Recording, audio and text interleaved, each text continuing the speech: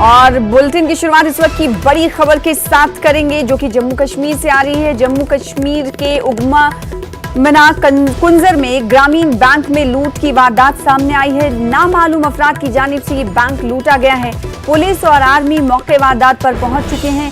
अफराद मास्क पहनकर ग्रामीण बैंक में दाखिल हुए थे, जिनकी तादाद 3 थी। इस वक्त की बड़ी खबर आपको दे रहे हैं जम्मू कश्मीर से, जहां के उगमना कुंजर में ग्रामीण बैंक में लूट की वारदात सामने आई है। जिस बैंक में लूट की गई उसकी तस्वीरें टीवी स्क्रीन पर हम आपको दिखा रहे हैं। कहा जा रहा है कि 3 अफराद मास्क पहनकर ग्रामीण बैंक में दाखिल हुए और उन्होंने बैंक को लूट लिया। इस मौके पर पुलिस और आर्मी मौजूद है।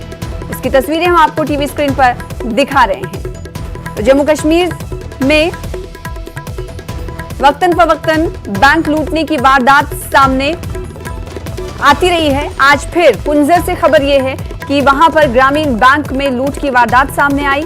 कहा जा रहा है कि 3 अफराद मास्क पहनकर ग्रामीण बैंक में दाखिल हुए और फिर उन्होंने बैंक को लूटा। के ग्रामीण बैंक के सामने, और यहाँ पे आपको दिखाएंगे ये बैंक है।